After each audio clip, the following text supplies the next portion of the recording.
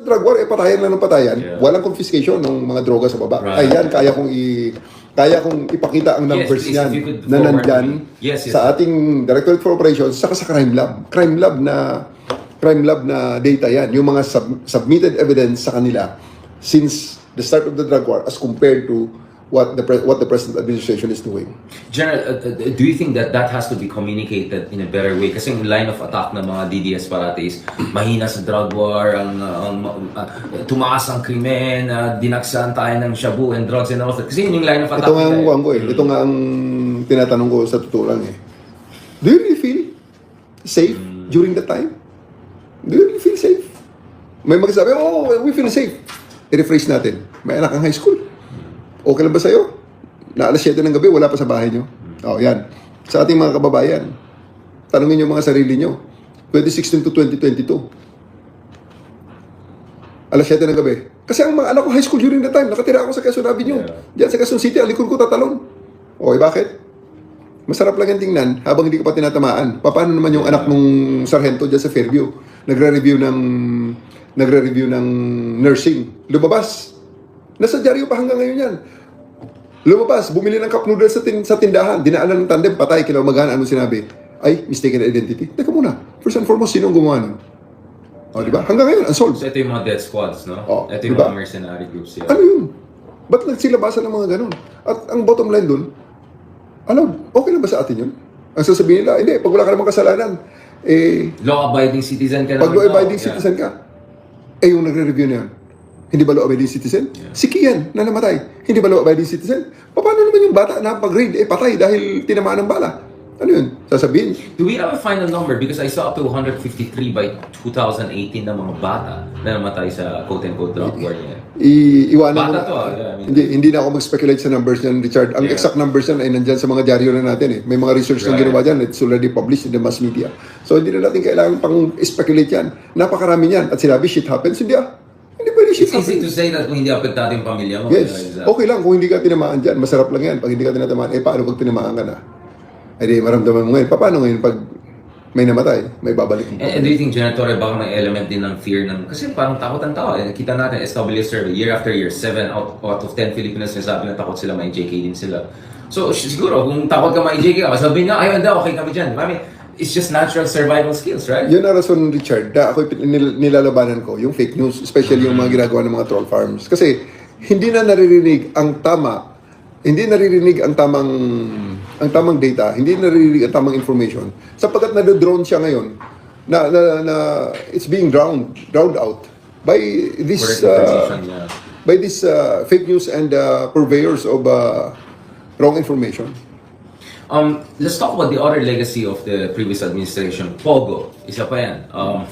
Diba? Speaking of scam, Yeah. ang daming scam yung mga... Kasi napansin ng tao, nung sinara yung mga Pogo, biglang bumaba yung mga scam na text-text. So, ibig sabihin, mga may correlation. At maliwanag yan. Meron kaming data niyan. Noong unang-unang nahuli yung sa Las Piñas, yung 3,000 ang nahuli doon na mga Pilipino, together with around confiscation of 200,000 SIM cards.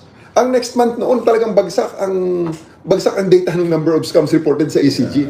Kasi during the time talaga na mamayagpag, ang daming umiiyak na nabubudol na nawala ang pera sa kanilang mga online wallet, na naluloko na, sir, akala ko kasi kailangan ko i-update ang bank information ko, kaya pag-click ko, phishing scam pala.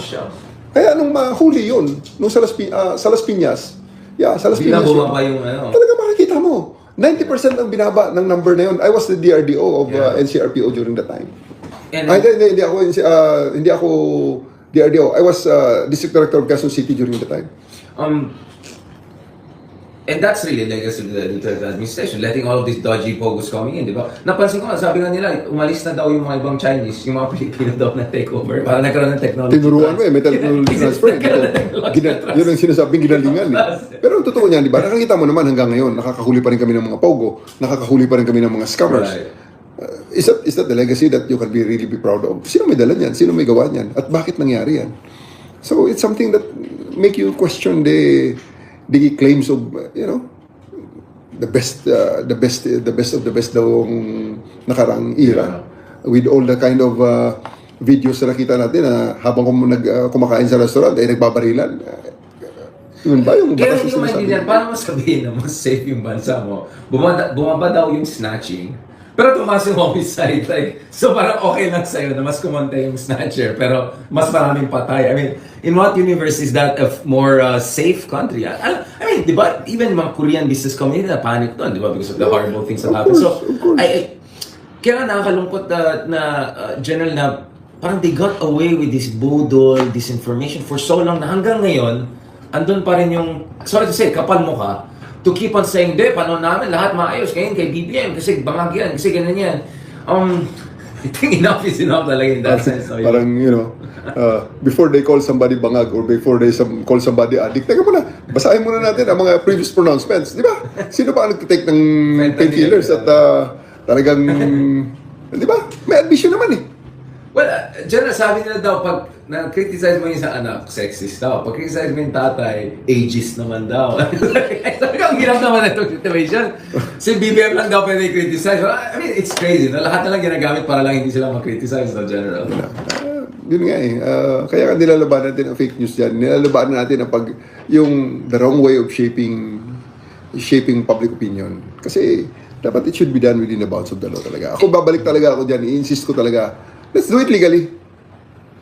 Let's do it legally. And what are the concrete reforms that are taking place right now in terms of making sure na never again mangyari dito, na kahit sino maging susunod na presidente, even if it's another Duterte, sana hindi na tayo babalik dun sa situation na bara-bara na lang. Well, we deserve the leaders that we elect. Ganun Well, lang I'm not sure, General. That's my problem. Parang hindi ko naman binoto yan. Yun lang. Yun lang, di ba? Number tayo. Yun lang. But, ito na naman, ito naman, 2025 na naman. Darating naman ang Sana election, naman. maririnig natin muli ang boses ng ating mga kababayan, or so we would like to believe that it's that way, or baka naman mamaya, yun na nga, isinip na pala ng ibang mga forces ang opinion at resulta ng ating pinaksagradong proseso. So we just would like to at least do our share in ensuring that ito dapat meron tayong honest, orderly, peaceful, free elections para marinig natin talaga ang boses ng taong bayan at educated na taong bayan na alam nila kung ano ang kanilang ginagawa and what they are diving into when they cast their ballots. And what are the efforts the PNP is making to make sure na this is going to be hopefully the least violent? Pansin ko sa San Juan area, ang dami checkpoints, ang dami ganun. How effective are these checkpoints and how important are these kind of checkpoints and activities to make sure na hindi magulo itong elections na to? Ang election operations naman, hindi naman bago yan eh. Napakarami na elections ang ating dinadaanan. Every 3 years, dumadaan tayo sa election.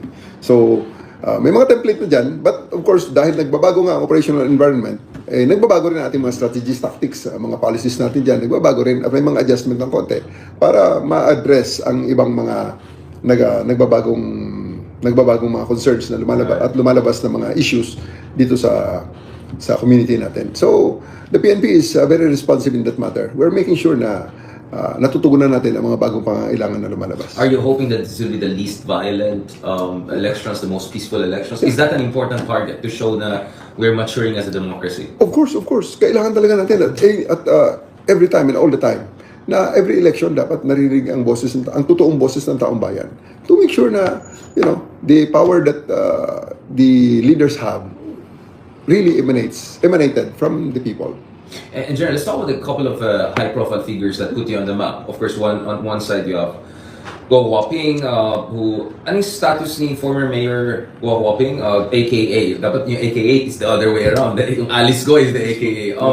So, ano na siya? Stateless na siya ngayon? Basically, nakacancel na yung passport niya, di ba? Naku, pasensya ka na, Richard. There's another group of the PNP who are In charge of really looking into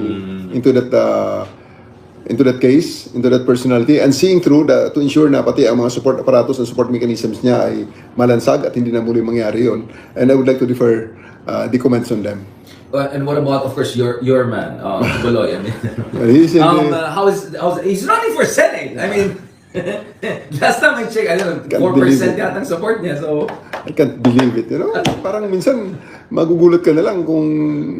Sa bagay, ako naniniwala naman, nakita ko naman sa survey, napakababa niya eh. So, ibig sabihin, ang mga Pilipino naman, ilan lang talaga. Yeah. Yun nga lang, ang kanyang mga supporters, yun lang maiingay. Yeah. Yun yung may access sa kanilang broadcast platform na puro fake, karamihan fake news ang ginagawa. At kung ano-ano mga propaganda, yung propaganda arm niya. So, I can give credit to him regarding that matter, pero napaka-konti niya lang naman. And I really can't explain it if ever na iboto siya ng suportahan ng majority of the Filipinos. Magre-resign ba tayo lahat pag may senador yan? Or... I just don't know what I'm going to do. Kung, But you're ganyan. optimistic that kasi marami siyang different courts, di ba? Yung mga kaso sa kanya. Well, he's still on the FBI most wanted list. Yeah. To the degree that, again, I know this is purview of DOJ, among other things, but to the degree that you can make a comment on that. Kasi ang laki ng sakripisyo niyo personally to get Kibuloy where he is right now. But what is the status right now of Kibuloy? Will there eventually, is there a discussion about US also coming in eventually, or you want the domestic courts to take care of this first? I know again this is a sensitive issue. I'll ask Ambassador Romualdez about this separately again, but he is wanted also by the United States Yeah. for violation of the laws of the United In the States US, yeah. that are also Crimes here. here. Yeah. So pwede Human extradition. trafficking. So pwede siyang extradite upon the request of the United States dahil talaga namang dapat siya managot sa kanyang mga pinagkagagawa. Napakarami ng kanyang mga naloko, napakarami ng kanyang mga nabudol. Ang mga ilan lang naman na nagsasabi na suportado nila siya dahil mabait siya, etc. Konti lang eh. Dahil I have been in KOJC for 16 days. Kung may 7 million siyang supporters na as he claimed, di noong September 1 pa lang, di sana pinuno niya ang KOJC ng lahat ng kanyang mga tao dahil yun ay pinaka-biggest day of the year nila eh. That's something like foundation day nila eh. So, wala namang dumating. Kasi nga, ang bilang namin, worldwide, I think ang kanyang membership is nasa hindi abot ng 5,000 eh. Hindi abot ng 5,000. 5,000? Worldwide ah. At hindi pa sigurado kung yung mga tao na nabibilang namin na sinasabi dun sa mga iba-ibang mga lugar. followers siya yung ngayon lang. Malayo. But just to remind people, I don't know if you can still say it. Sabi mo, nagpahuli na lang siya sa dulo kasi baka mabuking pa siya lalo. May sinabi ka, may papiaw ka nun eh. General. Yeah, kasi pag hindi siya sumurrender, talagang raransakin ko siya. Susunduin ko dun sa ilalim ng bahay niya eh. Kung saan man siya nagtatago dun sa loob ng bahay niya eh. Talagang papasukin namin siya. And, So there's still more layers to uncover, is that what? yeah, kaya sa tingin ko, talagang sumurrender na lang siya. Wala naman siyang ibang option eh. Unless, otherwise, ganun lang, mapagod lang siya. Mabisto pa kung ano mga sikreto niya doon sa kanyang Bible school. Na ngayon, ay sa tingin ko naman, andun ang wanted na dalawa yung wanted ng US dahil may dalawang may US warrant doon. Matter of time, bago namin hanapin ulit, kunin yun. Actually, nagbiro ako, General, sa mukhang nagiging expertise mo na to. Kaya nung nagkaroon ng showdown sa South Korea, yung president nila ayaw magpahuli. Sabi ko, padala niya si General Torres sa South Korea. Baka pwede ko magbukas ng private company pag retired ka na, General. Manghuli ng mga world leaders na. Manhunter, Manhunter! mercenary manhunter. Parang ano yun, parang Pwede. Wagner ng mga gano'n. Good idea. Diba? It's a good... now, speaking of manhunt, ano na yung status ng ating mga paboritong abogado ng bayan? Because I was talking to Justice Carpenter, I'll talk to him later again. Parang tingin niya, ang game plan niya is, di ba, dahil hindi siya nagpakita sa Quadcom. So hinintay lang niya matapos yung Congress na ito, and then babalik na siya. And sa pagkaalam natin, si Panelo ngayon ang star nila. Tuwan-tuwa si Panelo kasi siya na yung star. Pero baka daw pag tuloy-tuloy yung sa impeachment, babalik na si Harry, the greatest lawyer, Roque.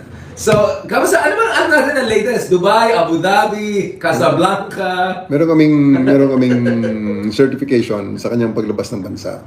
Pati sa kanyang nilandingan na bansa ay nalaman na rin namin. Ngayon, matter of time. Basta magandang bansa ba to? Ano ba? Marami bang skyscrapers? Marami bang mga pageant na mga Mr. Universe, Miss Universe? Mr. Universe siguro. Kung saan marami Mr. Universe, baka nandun siya. Kasi kung Abu Dhabi, yun yung BJJ Championship na jiu-jitsu, di ba? I was just curious, baka... I mean, I don't know anong yeah, so, paano kung babalik siya after patapos ng Congress? Is there still grounds for the PNP to go after him, or it's just a Quadcom issue lang? As long as merong legal basis para siya ay huliin, huli namin siya.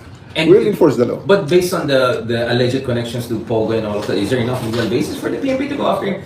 Kasi, kaya nga, so far, ang context is yung Quadcom, di ba? Na pinapatawag siya So, parang siguro ang tayong issue niya, hintayin ko na, I'll just wait this out, tapos na, next Congress, then wala ng Quadcom. But what you're saying is that there could be still grounds to go after him? Well, depende sa magiging takbo ng mga kaso regarding dyan sa iba-ibang mga kasong kinakaharap niya na impleaded siya. Pag lumabas ang warrant niya yan, di isi-serve natin. Basta as long as there's legal basis, we always, alam mo Richard, we have to always babalik tayo sa batas. Kung ano ang sinasabi ng batas, hanggang doon lang tayo. Hindi tayo pwede sumobra ron. Sapagkat pag lumabas na tayo sa ambit ng batas, chaos na yan. We're already towards the end of the discussion. I know, General, you have to head to your next important meetings, and thank you for providing us this time and opportunity. But the reason I keep on asking, nagka-follow up ako sa mga issue na yan, is because ang ayaw ko mangyari, General, yung cyclical lang tayo, seasonal. Alam mo, nakita mo yung calendar ng mga notorious na tao, parang si Kibuloy ng April, ganyan si Alice ko. Parang ayaw ko maging ganun, matrivialize. Kasi kung ang init-init na issue na ito, daming hearings, and then wala rin mangyayari. Or makikita mo, next thing yun, tumatakbong senador pala, yung isa, muntik pananalo, ganyan. Magiging cynical ang tao eh. Tsaka mawawala ng tao ang tiwala sa rule of law. Kaya nga, I keep on following you, with you, General. Siyempre, nagpapatawa tayo, but actually, on a more serious note, I just want people to realize na may mga taong katulad ni po, General, na tuloy-tuloy yung dedication niyo to rule of law. And rule of law is not easy. It takes time, it takes evidentiary effort, of course, dadaan ka sa korte, beyond reasonable doubt, dapat yung threshold of evidence. Hindi naman hard sell, but for people na medyo nawala ng, hindi naman nawala ng pag-asa, pero yung tiwala nila ay medyo kulang-kulang ngayon dahil nakita nila year after year, ang daming hearing, pero andyan pa rin, nangyayari pa rin. What do you have to tell them in terms of reassuring that the Philippines is moving in the right direction on the rule of law question? Alam mo yung rule of law talaga kasi.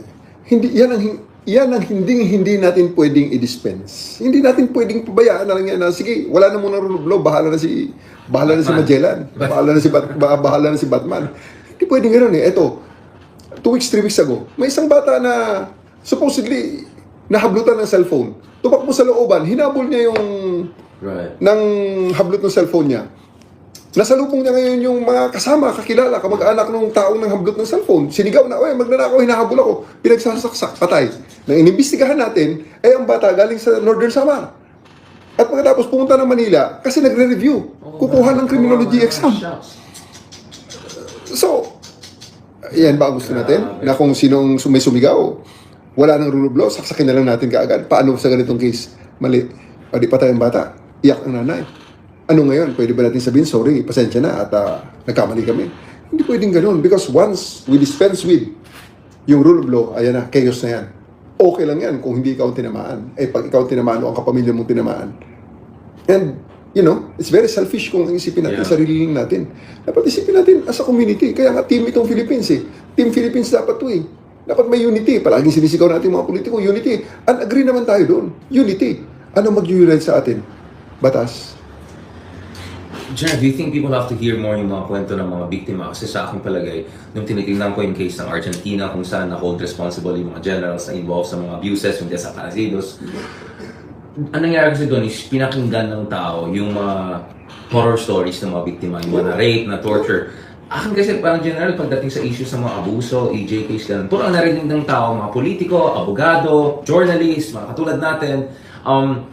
Pero sa tingin ko, hindi pa natin masyadong narinig pa yung kwento ng mga tao. Yung mga biktima na minention mo, kanina lang we mentioned 3 or 4 different biktima. Yung namatay sa Quezon Avenue, nagre-review lang ng nursing. Ito, galing lang Samar, nagre-review ng criminology. Like, these are human stories. Ito yung mga tao, kababayan natin. Napaka-tragic itong do you think dapat, kasi sabi nga, tama naman, may education problem naman tayo. Pero sa aking palagay, bilang Kristiyano, may konsyensya naman tayo. Siguro kung marinig ng tao itong mga kwento na ito, magkakaroon sila ng mamulat sana sila, di ba? Yun nga masama eh. Nag-evolve na tayo sa parang napaka-impatient natin maghintay para sa tamang proseso. Gusto natin palagi shortcut. Gusto natin palagi ito na kaagad. Patay na lang yan. Pwede ba yun? Paano pag kamag-anak mo na nga? Paano pag ikaw na ang sinabihan na patay na lang yan? Wala na pala yung presumption of innocence unless you are proven guilty and pronounced by the courts na talagang guilty ka nga after the state presented proof beyond reasonable doubt against you. Wala na ba yun? Shall we dispense with it? Hindi po pwede eh. So, really, ang sa akin lang na ang aking stand palagi dyan, let's make sure that the rule of law always prevail. Kasi yan lang naman nagdi-differentiate sa atin bilang human being kaysa sa mga hayop. Actually, sa hayop may makita ka pang hierarchy. May nakikita pang batas eh. And solidarity. Minsan, Yes. they support each other, they Yes. protect each other. Yeah. Yes. So, Baboons, for instance. Yun nga eh. Ang masama doon kung pati tayo ay naging savages na tayo na talaga namang to each his own. Medyo, ano mangyayari sa atin? Chaos na. Recipe for chaos yan. And pinaka-last na ito,